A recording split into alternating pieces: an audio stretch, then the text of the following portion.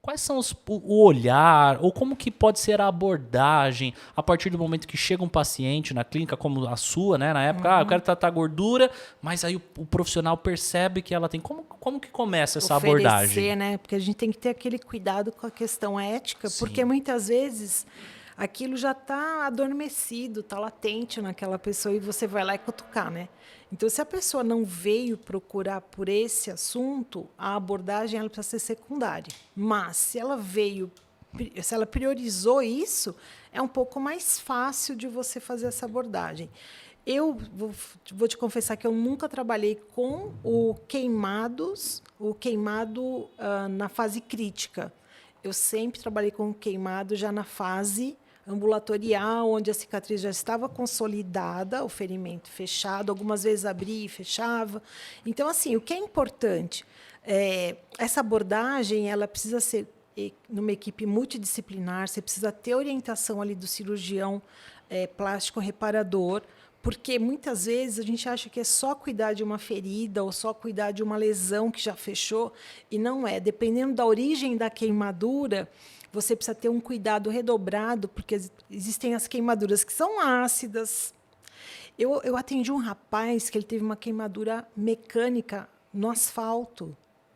Então, assim, são muitas origens de lesões que você fala, e aí, vou estimular essa cicatriz, só que tinha ainda resíduo do asfalto na própria cicatriz.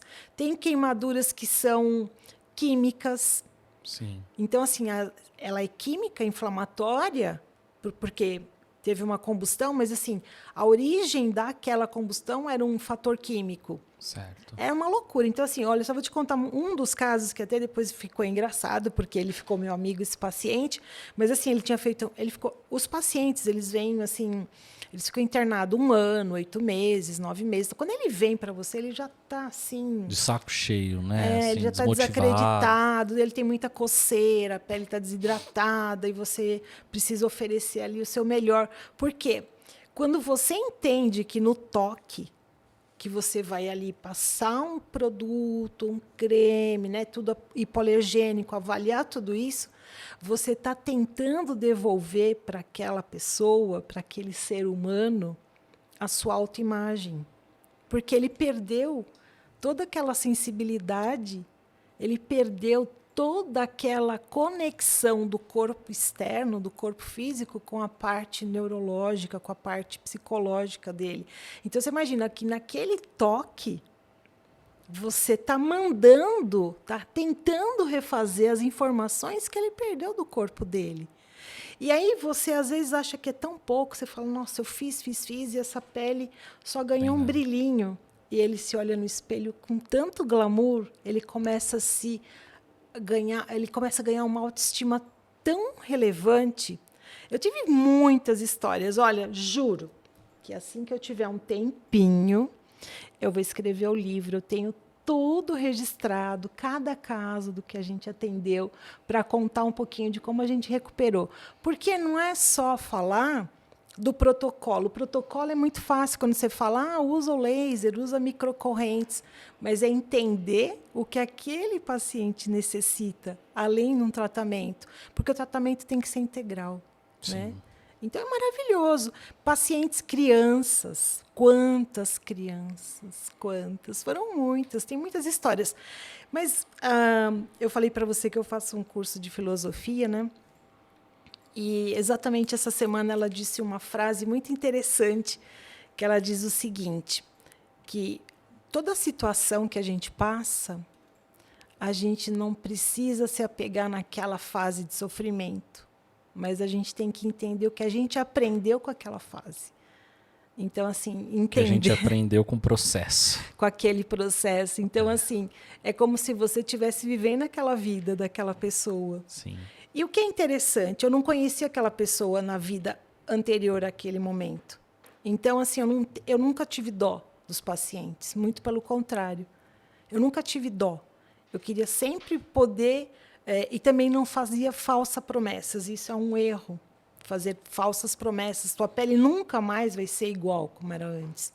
Mas você vai ter um sensorial muito melhor Acredite. E dá mostrar otimismo, né? Sim. Porque assim, por exemplo, se o paciente chega na sua clínica e você vai falar, a sua pele não vai melhorar e pronto, eu só estou fazendo isso porque eu tenho que fazer. Não, olha, vai melhorar assim, você vai se sentir melhor, né? Você vai ter E trazer aquela ideia, né, Margarete, que o paciente entra e ele vai sentir, vai sair melhor do que ele entrou. Muito melhor. Principalmente, eu acho que o papel do profissional é promover não só beleza, não só a saúde, como bem-estar, né? Isso. São 3 pilares, né, que a gente Beleza, trabalha. bem-estar e saúde. Não tem como você separar um do outro, né? Então, a saúde, a beleza e o bem-estar. Eles são muito interligados, né? Que são coisas distintas, mas se interligam, né? Exatamente. Tem até uma frase que a gente usava, né, no SPA da universidade, que estar bem, bem-estar é estar bem. É muito isso, né? Sim. Estar bem é o bem-estar. Se você não está bem, você não tem bem-estar. É verdade. É muito interessante. Mas é isso, né? Quando você é profissional da área da beleza, saúde, bem-estar, você tem 3 caminhos que você pode seguir. Vou dizer 4, vai. Você pode ser um bom profissional. Você pode ser um profissional mais ou menos. E você pode ser um ótimo profissional. E ser ótimo profissional, Heitor, hoje, muita gente entende que ser um ótimo profissional e fazer sucesso é ter 10 mil seguidores, 20 mil seguidores, 100 mil seguidores. E eu falo muito isso para as minhas alunas. Ter sucesso é você ter uma agenda preenchida com as pessoas que saem da sua clínica melhor do que elas entraram. E o melhor pode ser na questão física, na questão emocional, na questão psicológica. Eu falo, nós não temos essa formação na psicologia, mas o quanto a gente já ajudou.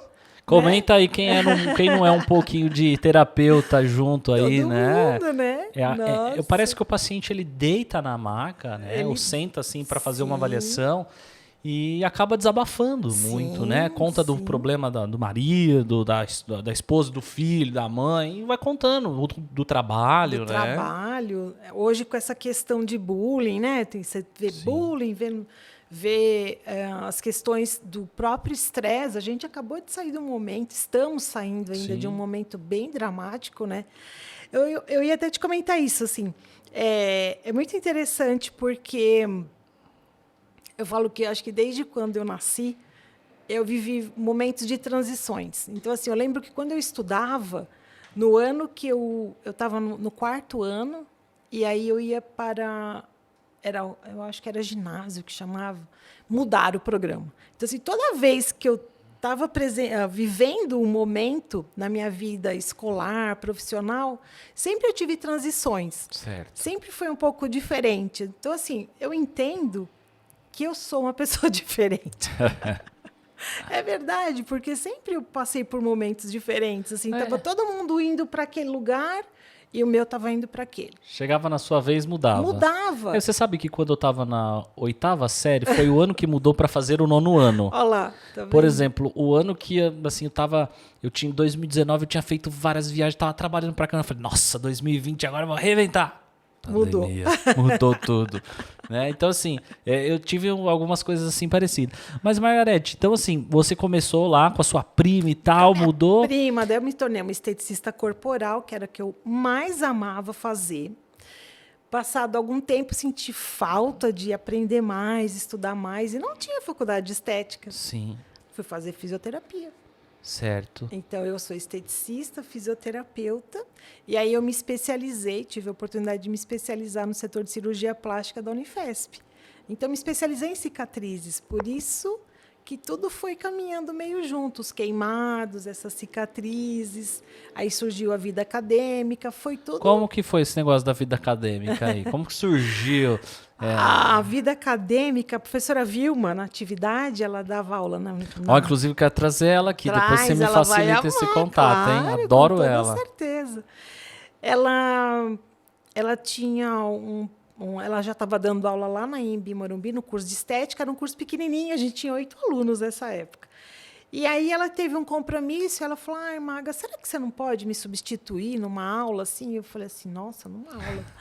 Ah, na aula de quê? Daí ela falou, eu falei, bom, eu tinha muita experiência em atendimento. Só que na faculdade de físio, como eu entrei mais velha, eu e mais 3 éramos as mais velhas da turma toda. Então, a gente tinha muita maturidade, eu era casada, tinha filho, uma loucura. Eu não tinha tempo de estudar em casa, então eu estudava na faculdade. Eu não faltava e estudava na faculdade, eu não tinha tempo de estudar em casa. Eu já atendia o pessoal da estética. Então, eu dava aula para os meus amigos na véspera de prova. Eu ensinava eletroterapia, eletrofisiologia, que eu adorava. Já fazia um reforço com os amigos já, né? Na véspera, eles estudavam, eles iam bem. Eu falei, nossa, que legal, eu tenho facilidade para dar aula. E aí, quando a Vilma me pediu, eu fui dar. E eu amei aquilo. Eu falei, nossa. E quando eu entrei na universidade, assim, que é lindo, né? Aquele prédio, eu falei, nossa, um dia eu queria trabalhar aqui. E aí, depois de uns 2 meses, teve a oportunidade, a Vilma me indicou, eu aceitei. E eu fiquei lá 17 anos. Foi o primeiro.